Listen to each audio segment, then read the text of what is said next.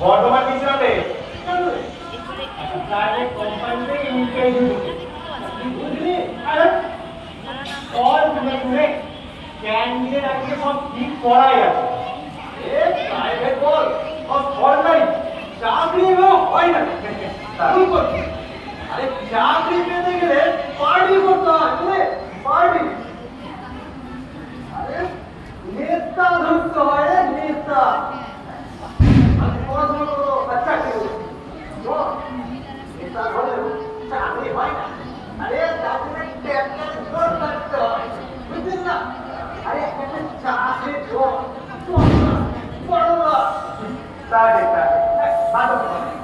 আপনি না মাথাটা আমার বড় আচ্ছা কথা বল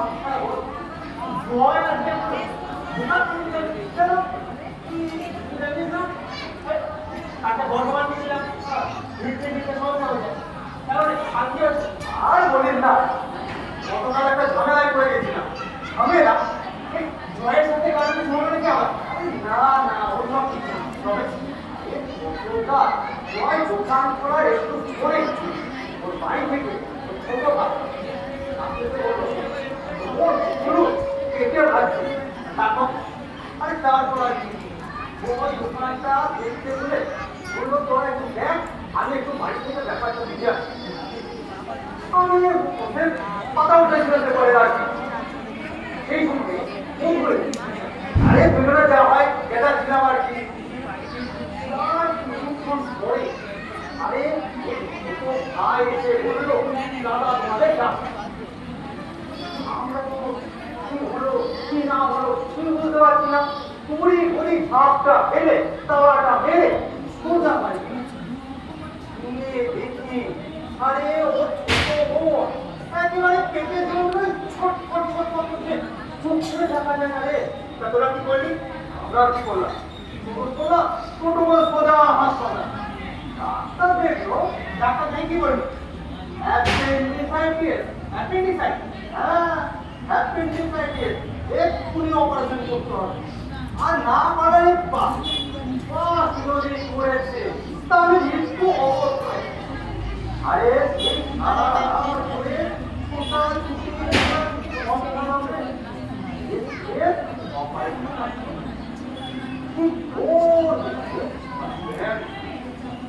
তারপরে তো আমরা সকালবেলায় কোন রকমের বাড়ি ছিলাম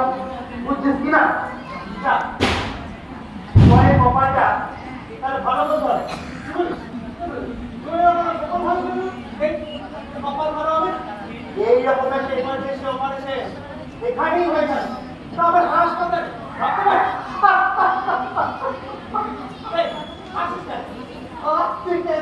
আরে হাত তোর কথা শুনে কেন হাসি কথা শুনি না জয়ের কপাল ভালো কত আবার 50,000 টাকা 50,000 টাকা সরকারি হাসপাতালে আরে সরকারি হাসপাতালে নয় আরে নার্সিং হবে কিন্তু কিন্তু তুই যে বললি তোরা হাসপাতালে গিয়েছিলি তারপরে তো আসল খেলাটা শুরু হলো কিরকম ডাক্তারবাবু দেখে বলে অপারেশন করতেই হবে ঠিক আছে আমাদের অপারেশন করুন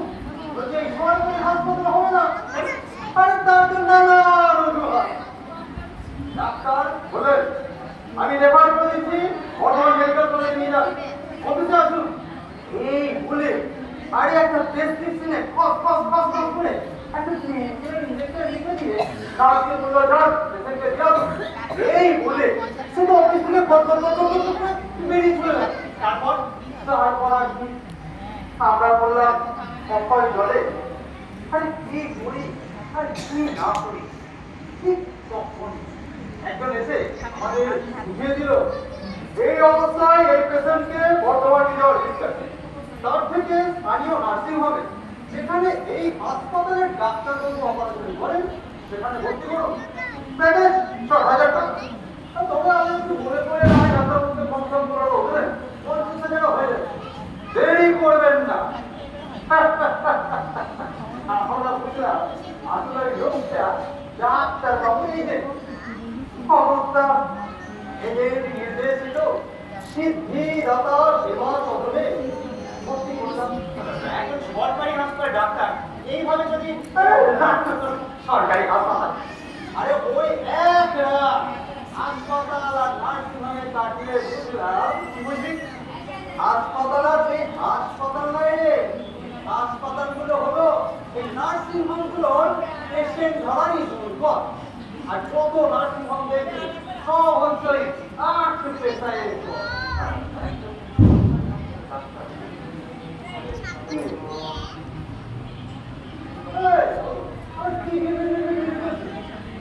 এটা একজন ডাক্তার, একজন উচ্চ শিক্ষিত ব্যক্তি,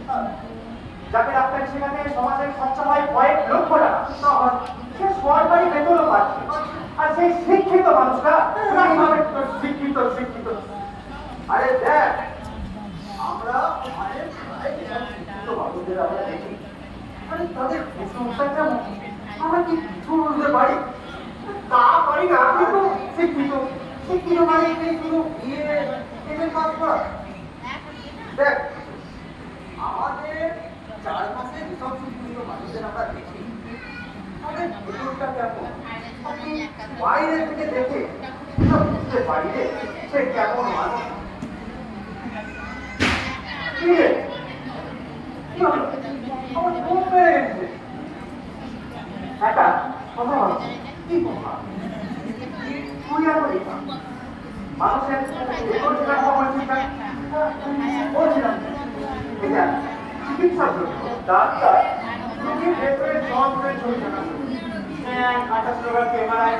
এসব ইত্যাদি ইত্যাদি করতে পারে। তারপরে তারপরে কি হলো, ঠিক যদি এক যন্ত্র দিয়ে মানুষের ভেতরে ছবিকে ছবি তোলা হলো, তাহলে কিন্তু পেশা হতো। পেশাটা কি আছে? পেশা হতো না। দেখ আমরা প্রত্যেকে প্রায় সব কিছু না চিন্তা ভাবনা করি, কিছু চিন্তা ভাবনা আমাদেরকে ধরে নিয়ে চলে যায়। আর ওই সব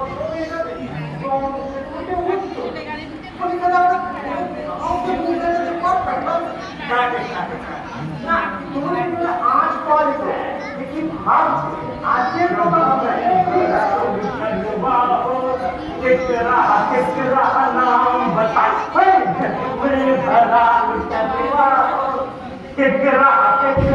नाम बताए जब में भरा लुटरवा,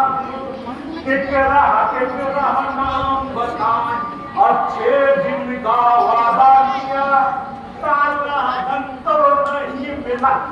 अच्छे दिन का वादा किया, काला धन तो नहीं मिला। গান গাইলাম এই দুনিয়ার জ্বালা বাবু, সারাদিন খালি মোবাইলে মোবাইল আর কিছু। আর কলেজ গেছিলি না কেন? আর গরম করে দাবি চিন্তা দেবে। তাছাড়া বর্তমান এখন ছাত্ররা করে না,